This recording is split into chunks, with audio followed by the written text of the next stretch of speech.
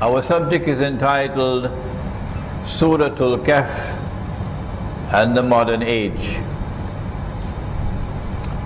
The companions of the Prophet ﷺ were sitting, talking amongst themselves, when the Prophet ﷺ came and asked, "What are you talking about?" And they said, "We are talking about alamatu sa'a, the signs of the last day." And he replied, and this hadith is in Sahih Muslim, the last day would not come until, and he mentioned 10 signs, but they were not given in the order or the chronological sequence in which they will occur. Now, let us very quickly recall those 10. Number one, Dajjal, the false Messiah, because he is known as Al-Masih Ad-Dajjal, the one who will seek to impersonate the true Messiah, Nabi Isa alayhi salam. Number two, Gog and Magog, Ya'juj and Ma'juj, who were human beings from Banu Adam. Number three, the return of the son of Mary. Number four, Dukhan, smoke. Number five, Dabbatul Ard, a beast or a creature of the land, of the earth. Number six, that the sun would rise from the west. Number 7, 8 and 9, 3 earthquakes which would result in sinking down of the earth, one in the east, one in the west, and the third in Arabia. And number 10, that a fire will come out of Yemen and drive people to their place of assembly, which is Arafat.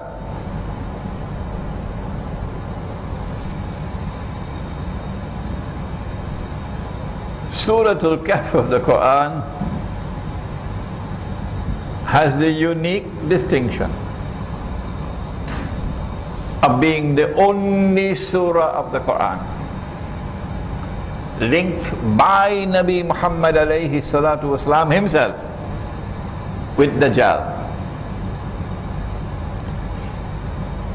The Prophet said, sallallahu ta'ala alayhi wasallam, recite the first 10 ayat of Surat Al-Kahf over Dajjal and you will be safe from his fitna. And in another hadith, the last 10. And so this surah is directly linked with Dajjal. Nothing else in the Quran is linked to Dajjal with hadith. But this surah has a second unique distinction, that it is in this surah of the Quran that Allah subhanahu wa ta'ala begins the explanation of the subject of Gog and Magog, Ya'juj and Ma'juj. So if there is a branch of knowledge known as Ilmu Akhir Zaman or Islamic eschatology, this surah of the Quran is par excellence the surah of Ilmu Akhir Zaman or eschatology. We have a limited amount of time tonight, and therefore you have homework to do.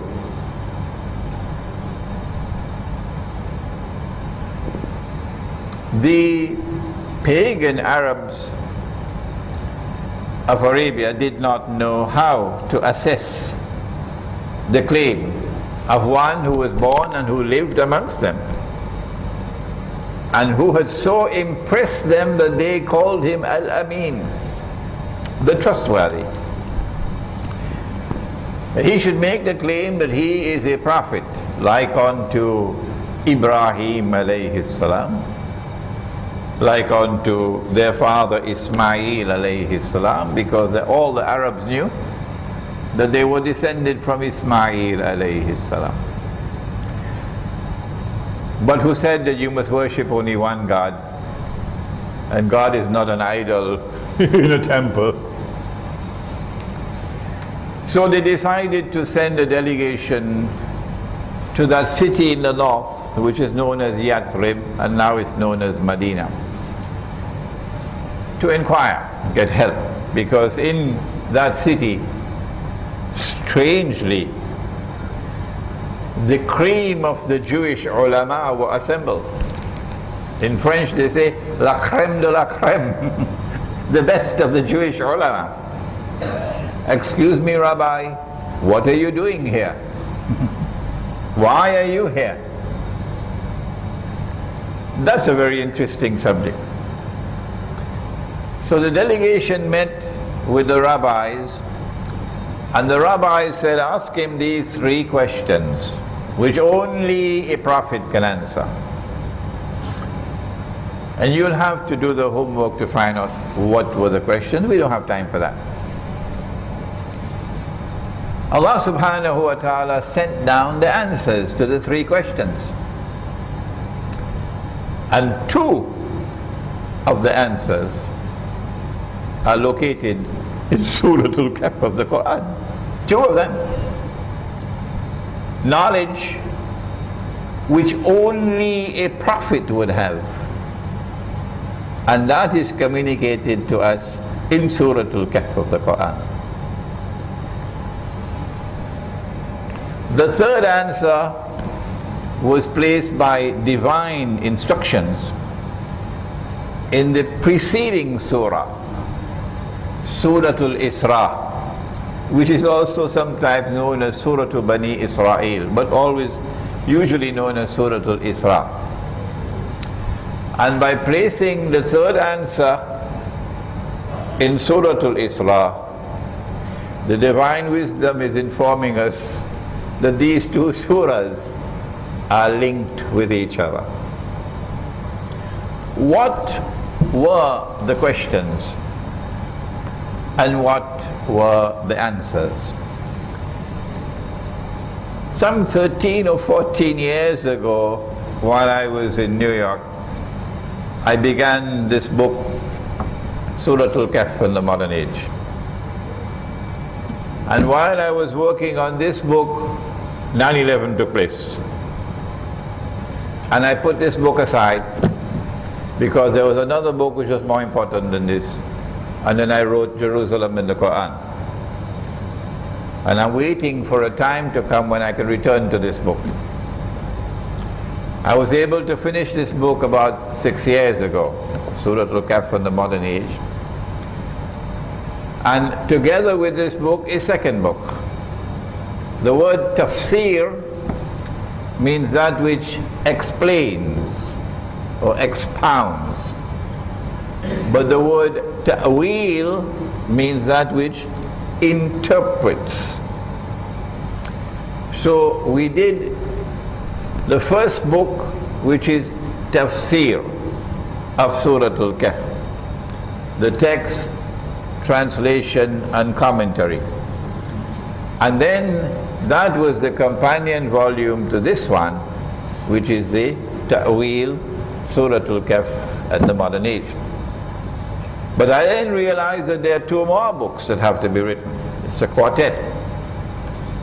And the 3rd book will have to be on Gog and Magog, because this is the surah. So alhamdulillah, about 2 years ago, by Allah's kindness, I was able to complete the 3rd book, an Islamic view of Gog and Magog in the modern world. But there's a 4th book left to complete the quartet. And I don't know whether I'll live to finish that book. Because that is the most difficult one of all. I've never encountered a subject more difficult than it. an Islamic view of Dajjal, the false Messiah or the Antichrist. Because you need more than what the Darul Uloom offers as an education. Much more than what the Darul Uloom, much more than what Al-Azhar University can offer.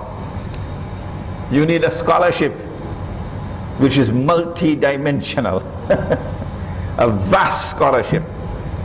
You need scholarship in politics, you need scholarship in economics, you need scholarship in monetary economics, you need scholarship in international relations, you need scholarship in history, you need scholarship in the philosophy of history to be able to handle the subject of Dajjal. Today, we look at only a small part of the subject. Nabi Muhammad alayhi salatu wasalam said, recite the first 10 ayat of Surat Al-Kahf for protection from the fitna of Dajjal. But before we turn to this, which is the substance of our lecture tonight, he also said, recite Surat Al-Kahfi for our audience outside, Surat Al-Kahf, but for Malaysia, Surat Al-Kahfi. Recite Surat Al-Kahfi on the day of Jum'ah. I can't say Friday, why? Because Friday, the word Friday, which came out of the Vatican incidentally, is the day for the worship of Fry. And Fry is a Scandinavian goddess, so let's stay with the day of Jum'ah. Recite Surat Al-Kahfi on the day of Jum'ah, and you will get Noor from the Samawat to the Ard. And remember, Allah says, Allahu Nuru Samawati wal Ard. So that which binds the Samawat with the Ard, that which allows you to transit between the two, backward and forward movement between the different worlds of space and time. Einstein would be interested in this. Is light, Nur. Recite Surat Al-Kahfi on the day of Jum'ah, and you will get that Nur from the Samawat to the Ard, and that Nur will stay with you until the next Jum'ah. And so we do that. I'm sure in Masjid Al-Ghufran, I don't have to ask you to raise your hands. We recite Surat Al-Kahfi on the day of Jum'ah. Why do we need that Nur?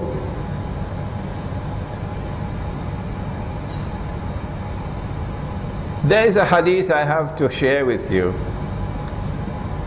Nabi Muhammad alayhi salatu wasalam was asleep at the home of his wife Zainab radiallahu ta'ala anha. This is Medina. And he saw something in his sleep, a vision. And it was so terrible, so terrible, so terrible that he woke up from the sleep with his face red. This can't be normal. Red. And then he uttered the words, وَيْلٌ لِلْعَرَبْ مِنْ شَرٍّ قَدْ اقْتَرَبَ. Woe unto the Arabs because of a great evil which will now come close, which is now approaching. And then he raised his hands like this and made a circle, and he says, today a hole has been made in that radam or the barrier bit by Zulkarnain. Ya'juj and Ma'juj, or Gog and Magog, are behind. So today the release of Gog and Magog will commence. And that's bad news for the Arabs. So she asked, Yani Zainab radiallahu ta'ala anha, Anuhlika, will we be destroyed? This is not Imran speaking. No, this is a valid translation of what is in the hadith. Anuhlika, will the Arabs be destroyed while there are amongst us those who are righteous? And he replied, he said, Na'am, yes. And then he gave the time and the reason. He said, إِذَا كَثُرَ الْخَبَثِ, when the scum prevail. Who are the scum? Who are the scum? Who are those who are so referred to with such contempt? When these scum prevail, then the destruction of the Arabs will come. That destruction has not taken place as yet, because that is a destruction connected with Gog and Magog. So it's an end time destruction. It is something still to come. And what we're going through at this moment while I am speaking is that the Arab world is being prepared for that great destruction. Who are the scum? Why are they referred to as the scum? They are the scum because they have eyes and yet cannot see. They have ears and yet cannot hear. They have hearts and yet do not understand. Allah says in the Quran of such people, أُولَٰئِكَ كَالْأَنْعَامِ, they're just like cattle.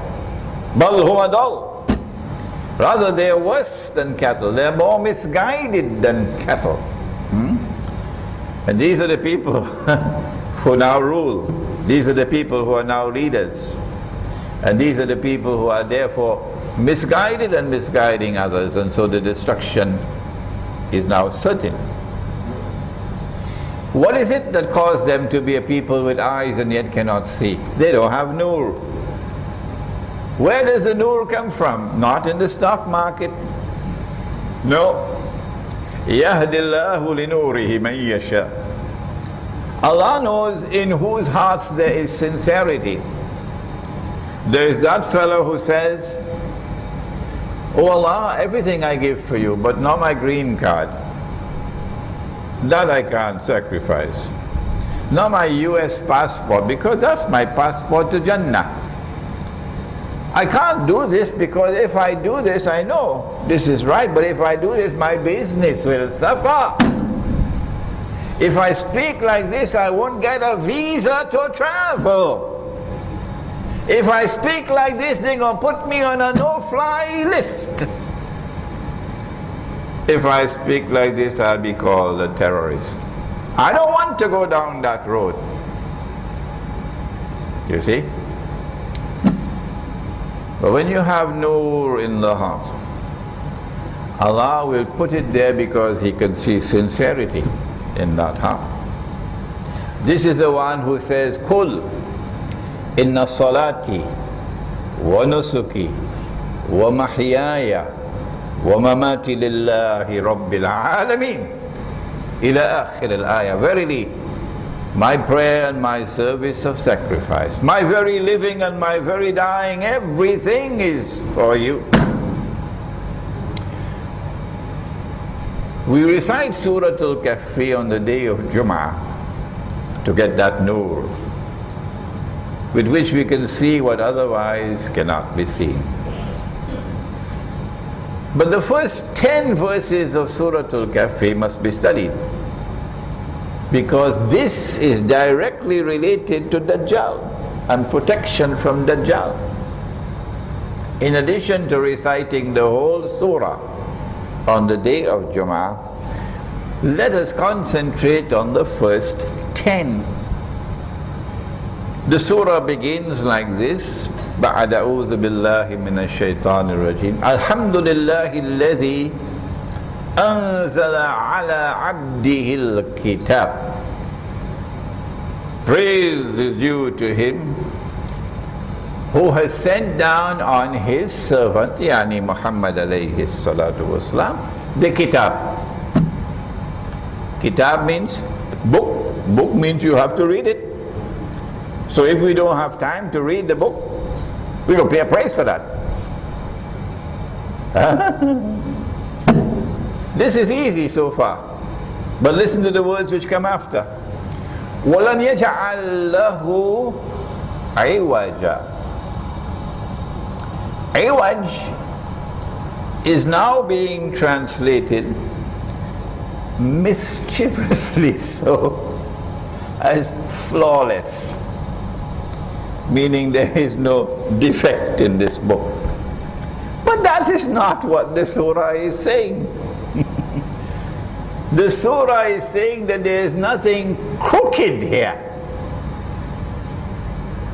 And by saying that there is nothing crooked here, it is pointing to crookedness elsewhere. We have sent down this book.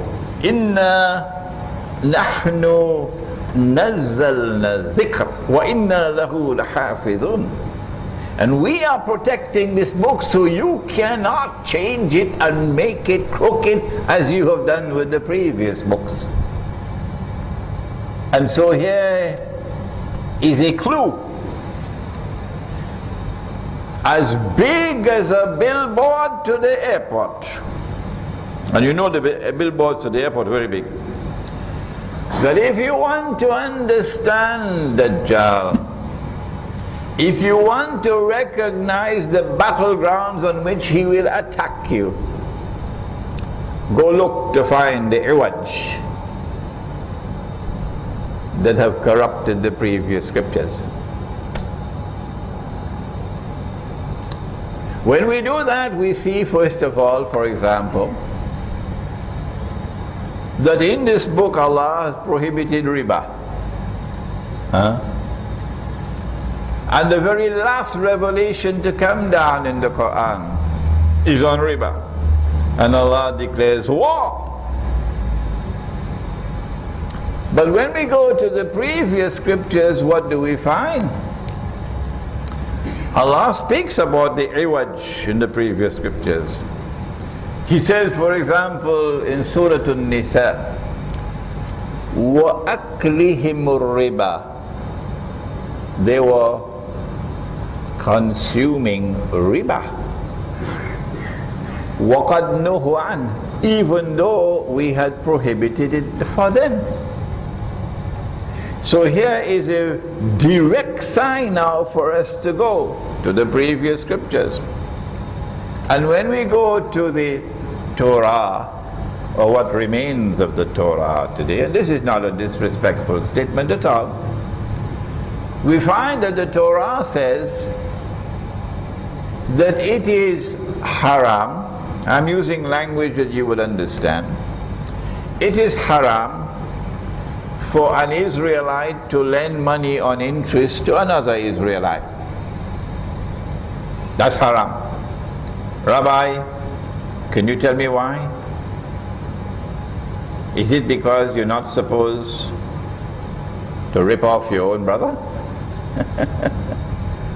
But the Torah goes on to say that it is halal. You can lend money on interest to those who are not Israelites.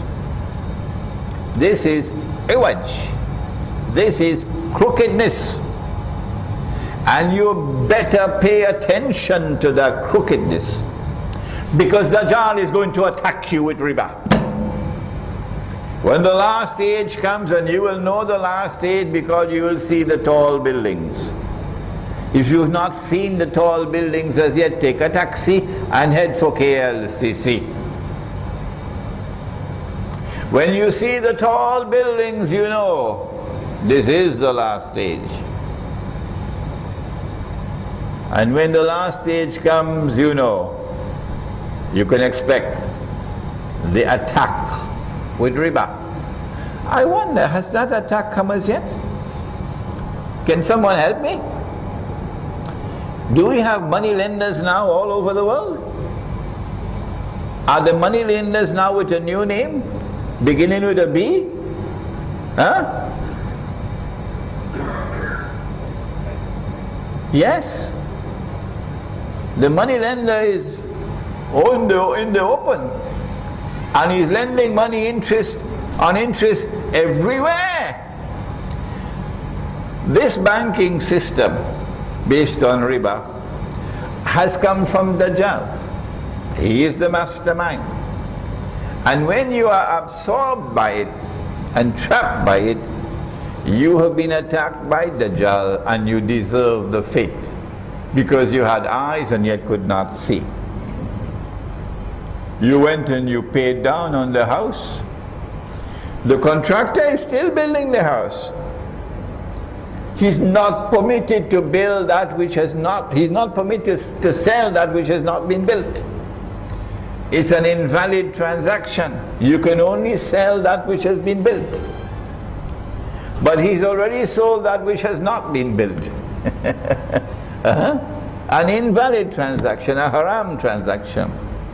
And you're paying interest on the loan. And now you come to me to help you? This is the attack of Dajjal. And that word iwaj is the pointer. And there's also the other form of riba. We have eyes and yet cannot see that the paper that we're using as money is bogus, is fraudulent, is haram. Suppose one of the companions of the Prophet ﷺ were to return today, and he goes to the market to sell, and you pay him with this paper. What would the companion of the Prophet ﷺ do?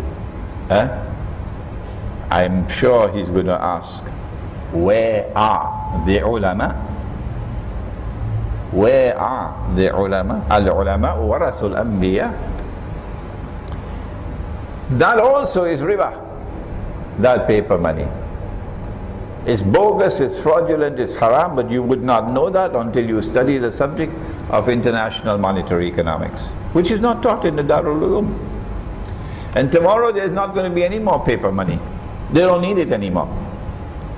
As soon as some big war takes place, the US dollar will be brought down. A controlled demolition is called. And when the US dollar collapses, all the rest of the paper money will eventually disappear. And they have something else to replace it for micro transactions, but the macro transactions is already electronic money.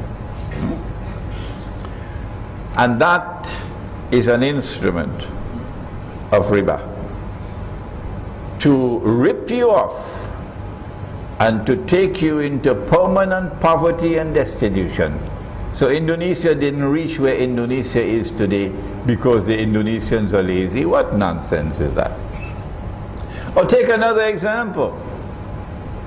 The prophets of Allah are the models of conduct. And what did they do in the Torah? Whoever did it had no shame. They took a prophet of Allah, a prophet of Allah, and it will be sinful to even repeat it, which is in the Torah, unless it be for purposes of knowledge.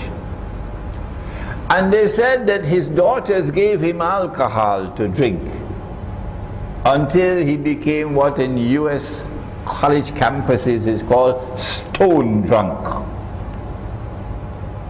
A prophet of Allah. And then one daughter slept with him so she could become pregnant. It's called incest. And then a second daughter also slept with him so she could become pregnant. It's called incest. The Prophet Lut alayhi salam. And so alcohol, when you see the tall buildings, the world is going to be inundated with alcohol. If you want to travel, you got to go to the airport. And when you go to the airport and you're leaving, alcohol is there to say goodbye to you. And when you arrive at the next airport, alcohol is there to welcome you.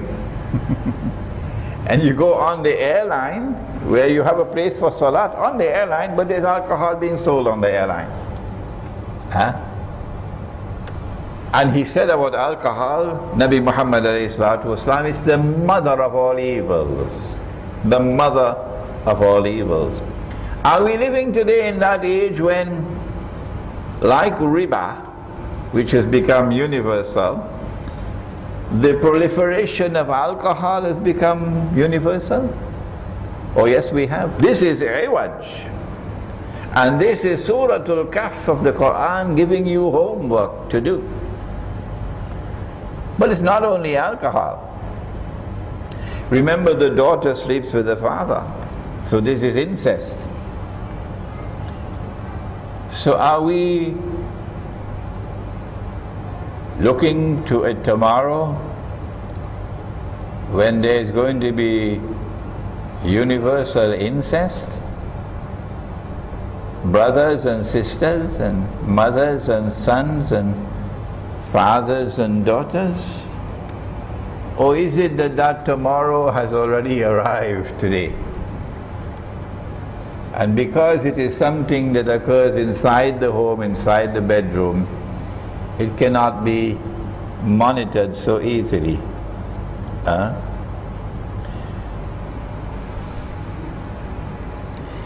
If we look into the scriptures to find that which is iwaj or crooked, the criterion which we should use to begin our research is the Quran. Look to the Quran and use the Quran as the yardstick with which to measure that which is in previous scriptures. So when you find in the previous scriptures a different story, that Musa alayhi salam went up the mountain. Which mountain? Mount Sinai. And he left Banu Israel in the charge of his brother Harun alayhi salam. And when he came back down, he found Banu Israel worshipping a golden calf made of gold. I wonder why they're still doing it up to today. Not all of them, of course. The Quran tells us that Musa alayhi salam held on to Harun alayhi salam by his ear. And Harun alayhi salam begged him, please, please brother, don't hold on to me like this. O son of my mother, I am innocent. I am not responsible for this. It's the Samiri. He is responsible. And I fear that if I had intervened, it would have broken up the unity of the community. So he's innocent. And then Musa alayhi salam prayed to Allah for protection and forgiveness for himself and for his brother. And then took on Samiri. But when we go to the Torah, we find something else. The Torah tells us that it is Harun. He is the one responsible for forging this golden calf and asking the people to worship it. This is your homework now. I have given you a few examples. Every time you find an iwaj, something that is crooked, in the Torah, in the Gospel, you know in advance that Dajjal is going to use this as a battleground to attack you. And so you will be prepared and you'll be able to defend yourself. But imagine my surprise when about 2 years ago I realized, and it was astonishing for me because these things come like a flash, that iwaj or crookedness cannot be restricted only to the previous scriptures, to the Torah and to the Injil, but that iwaj or crookedness can also infiltrate the hadith, namely fabricated ahadith. And if there are fabricated ahadith, the Dajjal is going to use those ahadith as well to attack us. So now we take a look and see, have the attacks already started?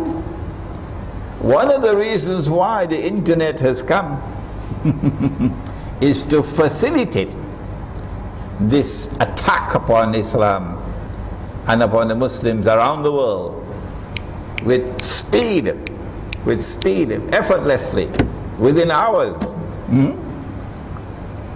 If you go to the internet, you'll see the signs of where the attacks are coming from. The hadith is there in Sahih Bukhari, it is there in Sahih Muslim, it is therefore muttafaqun alayh. It is also hadith which comes from various sources. It's also in other books of hadith.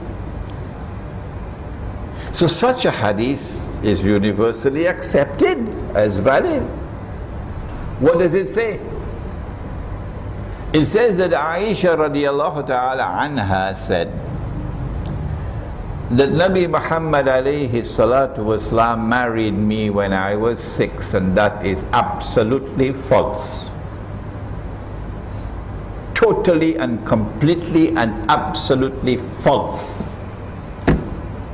And it's there. It's there. Did Nabi Muhammad alayhi salatu wasalam ever have a marriage ceremony to marry her? Where's the evidence? Well, then what happened? It's there in the Sirah. What happened was that he had a vision. What happened was that the angel came. It was a vision. And the angels were carrying a golden tray. And on the tray there was something covered with a silk cloth. This is in the Sirah, this is in the Hadith. And the Prophet was said, remove the cloth. This is Allah's gift to you. And when he removed the cloth, there was Aisha radiallahu ta'ala anha on the tray, indicating that Allah had ordained that this is your wife. If Allah has ordained the marriage over there, can you perform a marriage ceremony here? Huh? Is it true to say that the Prophet ﷺ married her when it is Allah who did it? Was there ever a marriage ceremony here? In a marriage ceremony, the girl has a choice. Yes. Did she have any choice? And so this hadith is false. When it says that the Prophet ﷺ married me when I was 6, and that the marriage was consummated when I was 9. Not only are they already attacking us with this iwaj, but the worst is yet to come. Because Tunisia just voted, and the Islamic Party won the elections. And Egypt is voting next month. And you can close your eyes. You can close your eyes and tell that the Islamic parties are going to win the elections. And then there's going to be a domino effect all over the Arab world. And Islamic parties are going to win all over the place. And then the cry will be to restore the Sharia.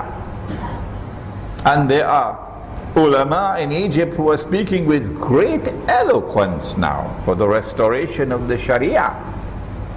When you listen to them on the internet, the tears will fall from your eyes with such eloquence.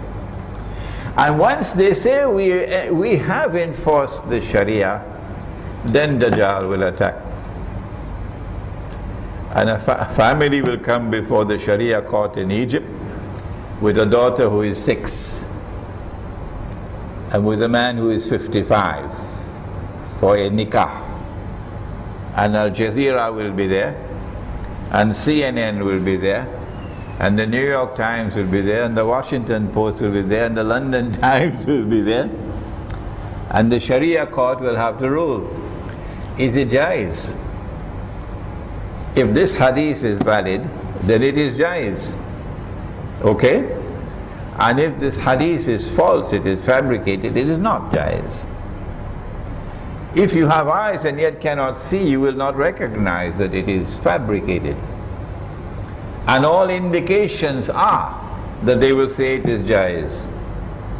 And when that marriage ceremony takes place, Muslims around the world are going to be searching for a place to hide their faces, because the shame and the disgrace will be so great. People are going to be laughing at us. Is this your religion? Every pedophile in Australia will want to become a Muslim now. And so we end. Surat Al-Kahf of the Quran. And the Messenger of Allah says, recite the first 10 ayat. We've taken only one out of the 10. You have homework to do. This book attempts to look at the first 10 ayat of Surat Al-Kahf of the Quran. We pray that we will wake up now and return to Surat Al-Kahfi and study it, not just recite it, so we can understand the world today and anticipate the attacks tomorrow. رَبَّنَا تَقَبَّلْ مِنَّا إِنَّكَ أَنْتَ السَّمِيعُ الْعَلِيمُ وَتُبْ عَلَيْنَا يَا مَوْلَانَا إِنَّكَ أَنْتَ التَّوَّابُ الرَّحِيمُ بِرَحْمَتِكَ يَا أَرْحَمَ الرَّاحِمِينَ. Ameen. Okay. The restoration of the Sharia is something for which every Muslim must long for in his heart. It should never depart from the heart. A world in which the Sharia is not enforced is something munkar. And the Prophet ﷺ said, when you see that which is munkar, then change it with your hand. And if you cannot, then with your tongue. And if you cannot, then with your heart. But if in the heart there is no desire, no longing to bring back the Sharia, then all is lost. All is lost. The Sharia cannot be restored within the embrace of the modern secular state. Not possible. The modern secular state has taken away sovereignty from Allah and placed that sovereignty in the state. That came from Dajjal. That is shirk. And when you go and vote in the elections, you now become a part of that shirk. So those who want to go and vote, go ahead. But when you have to answer on the Day of Judgment, don't say you didn't know. Give all the arguments you want on Judgment Day. But I am not going to go and vote. No, not in an election in a secular state. Rather, the Sharia requires the restoration of the Khilafah.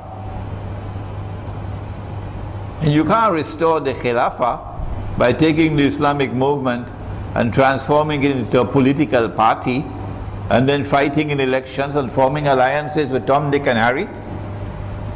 And you expect you're going to bring back the Khilafah that way? No, that's not possible. Until such time as we can restore the Khilafah and Darul Islam, and knowledge has disappeared to such an extent today, there is such widespread ignorance in the world of Islam today that hardly anyone knows what is Darul Islam today. You know what it is to be a Malaysian citizen and an Egyptian citizen, and you have no problems at all in applying for a visa to perform the Hajj. But if one of the companions of the Prophet ﷺ were to come back today, would he go to a Saudi consulate to apply for a visa to perform the Hajj? That is a pathetic state of ignorance of the subject today. Nobody knows the subject. Until such time as we can restore the Khilafah, how do we deal with the subject of Sharia? The answer is, if you cannot restore Sharia at the macro level, then at least restore it at the micro level. Allah does not call upon you for that which lies beyond your capacity. ittaqullaha mastata'tum. He says in Surat Al-Taghabun, fear Allah to the extent that you have capacity to do so. And so try to restore the Sharia at the micro level. There's an Imam in Eastern Parkway in Brooklyn, in New York, African American, tall like a coconut tree, powerful man, Imam Ibrahim. And the African American people, if they commit zina, they have no problems in going to the Imam and say, Imam, I committed zina. Yeah. They're not like us. They have that sincerity in their hearts. So they confess, I committed zina. So the Imam will roll up his sleeves. I'm talking about New York, yeah? And two of his officers, two of his men will bring you into the masjid, and he'll roll up his sleeve and he'll give you a beating in the masjid. You think Uncle Sam has ever done anything to stop him? No. No. وَمَنْ يَتَّقِ اللَّهَ يَجْعَلْ لَهُ مَخْرَجٍ. Who has fear of Allah in your heart, Allah will open a way for you. So we have said, until such time as the Khilafah is restored and the Sharia is restored, you can't restore Sharia and still remain a member of the United Nations organization. What nonsense is that? You can't have Sharia and you're still a member of the International Monetary Fund, which prohibits the use of gold as money. Dr. Mahathir did not know that. What nonsense is that? How can you restore Sharia when you're under the obligation of all those resolutions of the United Nations, which bind you and tie you all around? Until such time as we can restore Khilafah, which in my opinion is Imam al-Mahdi, until that time, what we do is withdraw to the countryside, to Kampung, and there build micro-Islam and enforce Sharia to the extent that we have capacity to do so. Number two, there is a difference between signs of the last day which pertain to the Sa'ah, in which the sign of all signs is not that the mountains are going to be flying like pieces of cotton wool and the graves are going to open out. No. There is a Sa'ah which comes before that. That is the end of the world. And at that time when the world is to end, before that happens, Allah will send like a gas out of the sky, and whoever has even a grain of a mustard seed of faith in the heart and inhales that gas will die. So the last hour will not come on anyone who says Allah, Allah, Allah with his heart. But if you see the Syeikh after the gas has come, and he's there with his big hat and he's giving very eloquent lectures on Surat Al-Kahf, we still alive? Implication? It's just words. It's just words. He does not have even a grain of a mustard seed of faith in his heart. The last hour will come on such people. But before that last hour comes, there's another last hour. And in this last hour, there is the triumph of truth over all rivals. And at the heart of that last hour, I call this the end of history, and I call that the end of the world. At the heart of this alamatu sa'a is وَإِنَّهُ, the Quran says, La Ain Lam Mim. And this Ain Lam Mim can be read two ways. It could be وَإِنَّهُ لَعِلْمٌ لِلسَّاعَةِ, the knowledge of the hour. Surely he is the knowledge of the hour, he being Nabi Isa alayhi salam. That's the context of the passage. But it can also be pronounced differently. وَإِنَّهُ لَعَلَمٌ لِلسَّاعَةِ, and surely he is the sign of the last hour. The sign of all signs is the return of Nabi Isa alayhi salam. When he comes back, at that time, yes, there will be believers left in the world. And most of them are going to be in the Holy Land, which indicates that probably the American continent will probably be bare. No human beings left in the American continent. Europe, bare, no human beings there. I, of course, can be wrong. I've made mistakes in the past. But all the indicators are that we are moving in the direction of nuclear warfare between the two contending powers. On one side is Russia and China, and on the other side is the Anglo-American-Israeli alliance. And if that nuclear war takes place, it's going to be thousands of nuclear weapons. Every nuclear weapon that explodes produces a mushroom cloud. So if thousands of nuclear weapons explode, that's dukhan, that's the smoke. It's going to incinerate every city. Is there anything in the Quran that tells us something about this? It is in Surat al-Isra, if I can remember the ayah now.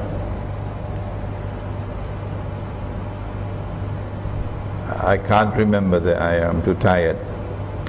But in Surat al-Isra, Allah says that He's going to destroy every town and every city. And those which escape destruction will be punished with terrible punishment. Maybe I'll remember the ayah before we end. So there is something in the Quran which confirms this universal destruction of all towns and all cities. And I think that the electronic waves with which you are able to use this thing called the cell phone and the wireless internet will also transmit that which will incinerate us. Incinerate means to burn you, to become ashes, when that nuclear warfare takes place. And the only people who will escape will be those who follow the example of the young men of Surat al-Kahf, who withdrew from society and went to the cave. And we want to do the same thing, but to withdraw to the remote countryside.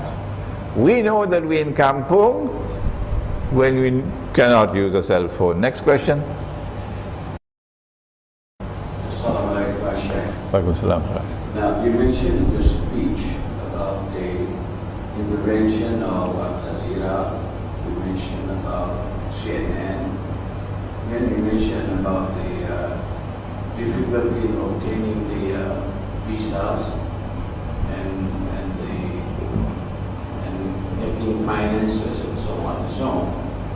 Now, excuse me, the happening in the Arab world, the upheaval now, how does it culminate from? Is it from the infiltration of the Western agents, or because of the failure of the government, of Islamic government in the states of Arab world?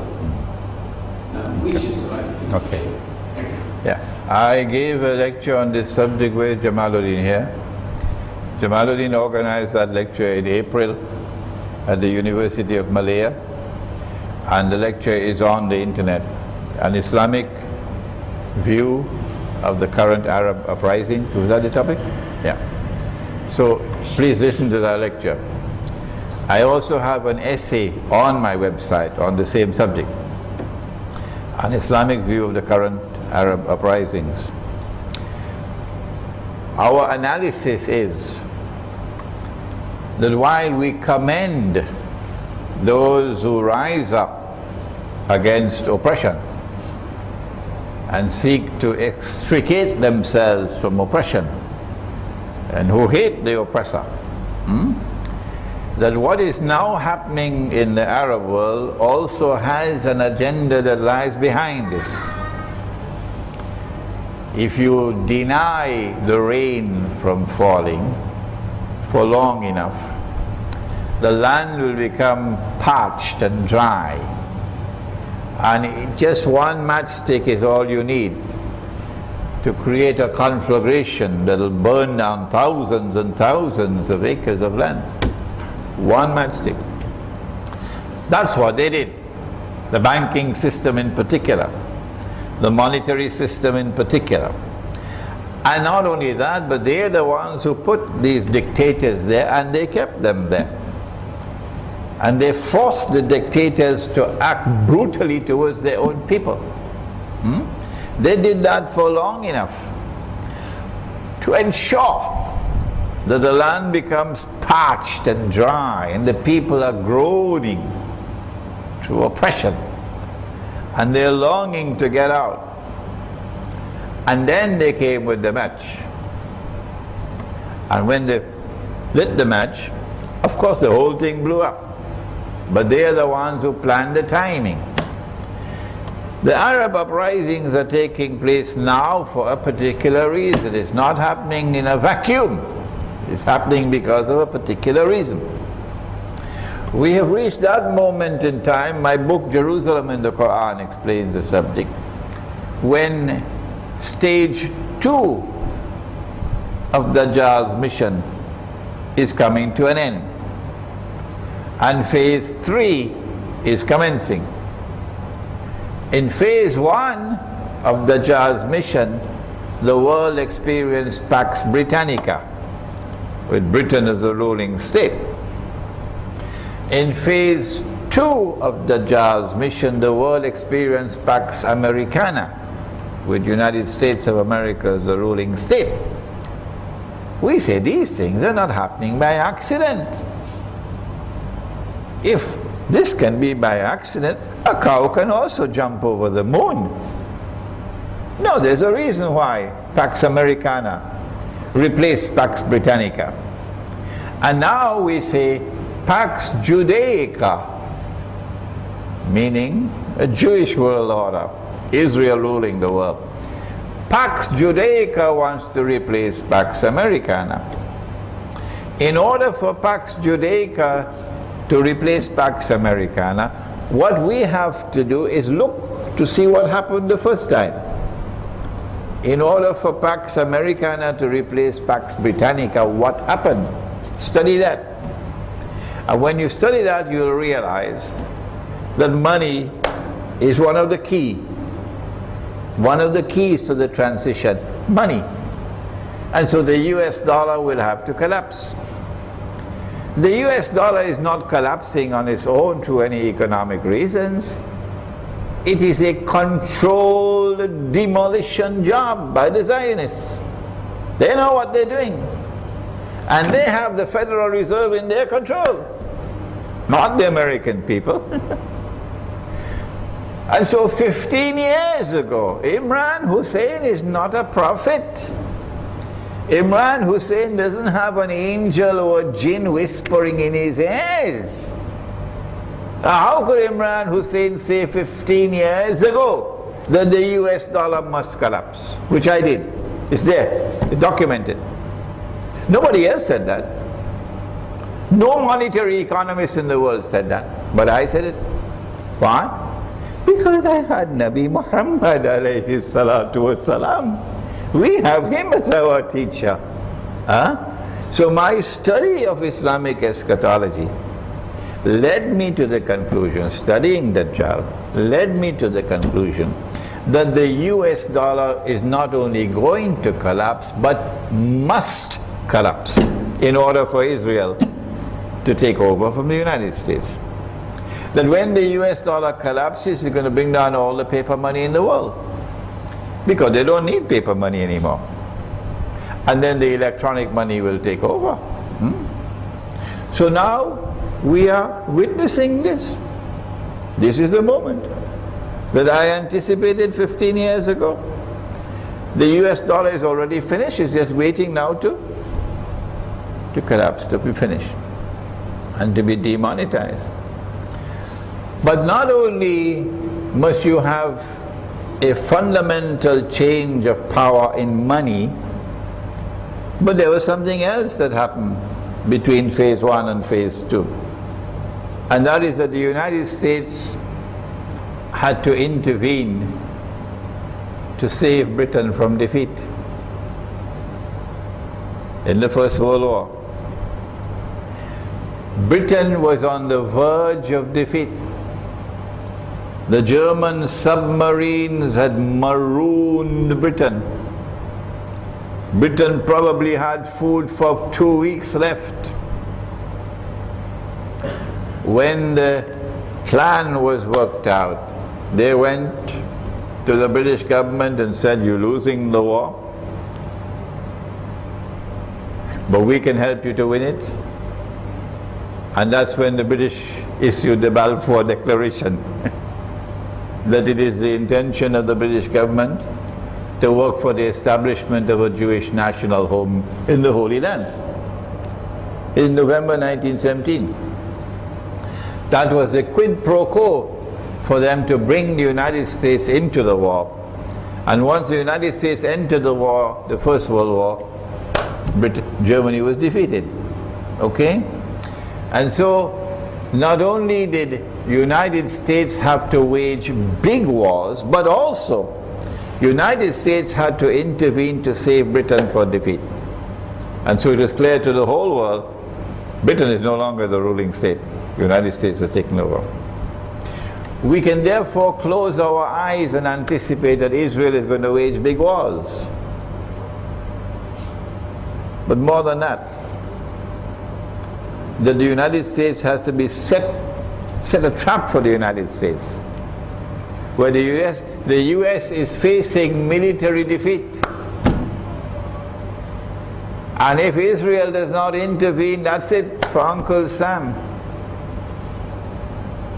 And then Israel will intervene, like the United States intervened in the First World War. And then it will be clear to the world who is now the ruling state in the world.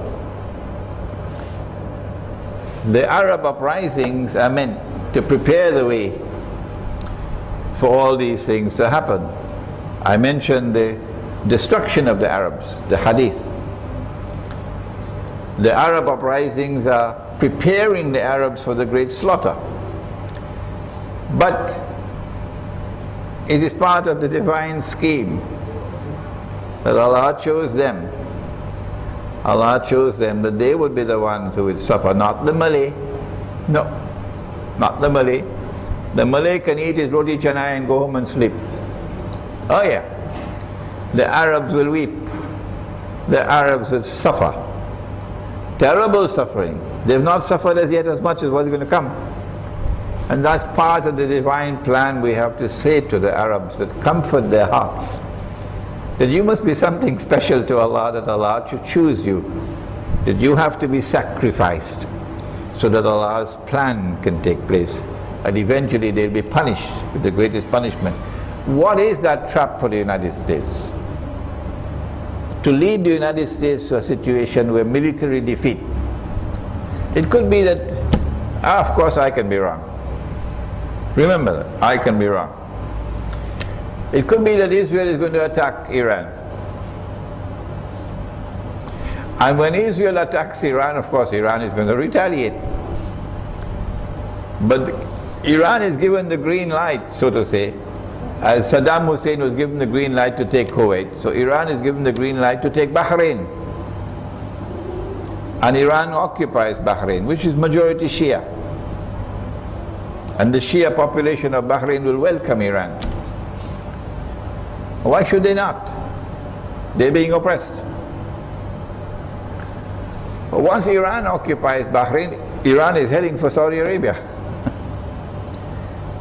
And the Saudis know how to drive BMWs. I don't think they know how to drive to fight Iran. Huh? So Saudi Arabia is going to call on the United States, its patron, to intervene. And if the United States makes that mistake to enter into Saudi Arabia to fight Iran, that could be the graveyard. That could be the place where the United States can be facing defeat. And if the United States is facing defeat in the desert, the only force in the world that can intervene to save them from defeat is Israel. Israel. This is a possible scenario, but do remember, I can be wrong. Next question. Assalamualaikum, Brother Imran. Pardon me for asking this question. Can you explain in very simple terms the meaning of Yajuj and Majuj as if to a layman? Thank you very much. Can you give me 1 hour? Yajuj and Majuj, in English Gog and Magog,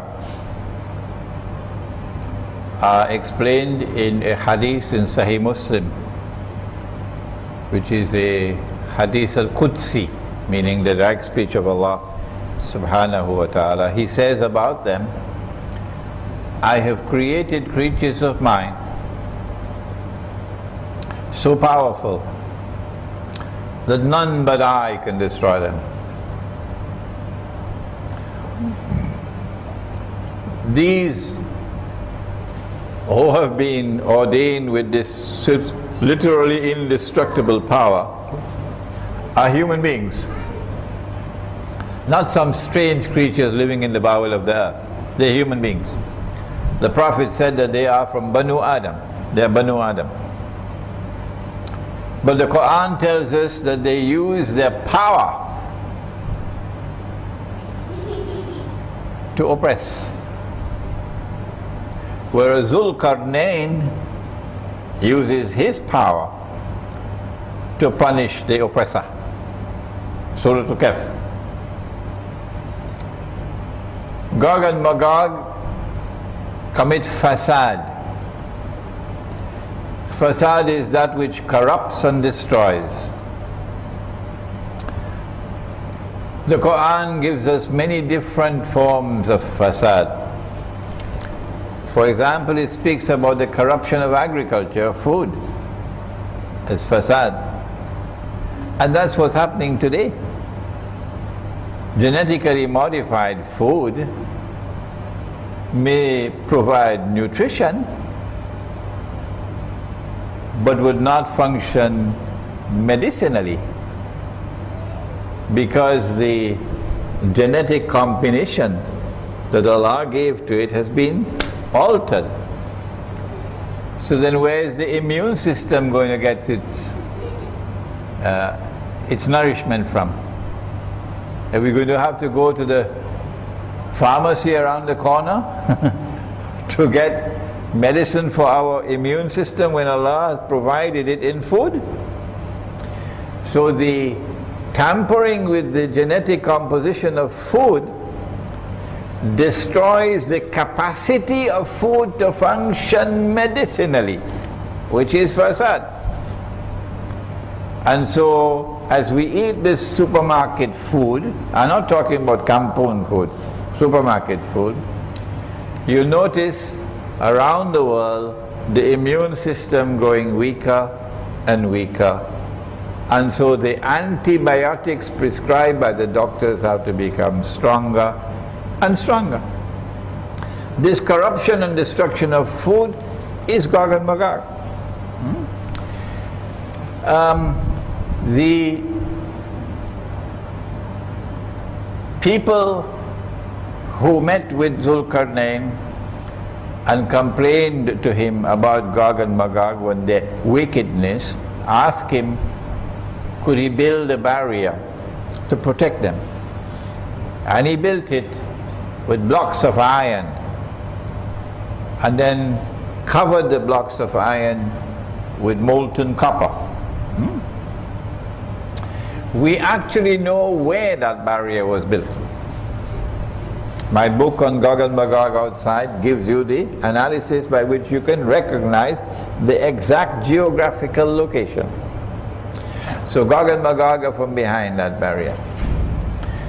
We also know when the barrier was brought down. I quoted the hadith, today a hole has been made in the wall. When Gog and Magog are released, then the world is going to witness an indestructible power taking control of the world. But it's going to be a wicked power. When we go to Surat Al-Anbiya of the Quran, we get a second reference to Gog and Magog. That Allah speaks of a town which He destroyed, and the people of the town were expelled from the town, and then a ban was placed upon them that they could never return to reclaim that town as their own. They can come back as tourists, but they cannot come back to reclaim the town as their own. Until when? Until two things happen. Number one, Gog and Magog are released. And number two, Gog and Magog spread out in all directions and therefore take control of the world. Power in the world is theirs. They are the world order. At that time, the people of the town will return to reclaim the town as their own. Which town is it? I gave the answer. It's Jerusalem. It's Jerusalem. And I gave the reasons why I came to that conclusion. That's my book outside Jerusalem in the Quran. And so when you see the Jews returning to the Holy Land, to Jerusalem, to reclaim it as their own, you know, Gog and Magog have brought them back. One more hadith and I'll end. Hadith is in Sahih Bukhari.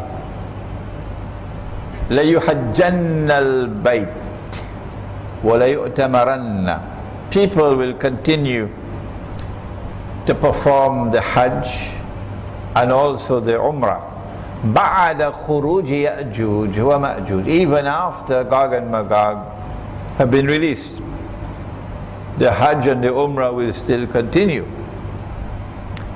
But then the hadith goes on to say لا تقوم الساعة حتى لا يحج. That the last hour will not come until the Hajj is abandoned. If Israel attacks Iran, goodbye to the Hajj. If Israel attacks Iran, goodbye to the Hajj. When the Hajj no longer takes place, how can you say Gog and Magog have not been released? Sorry for the long answer. Any more questions, or shall we call it a night?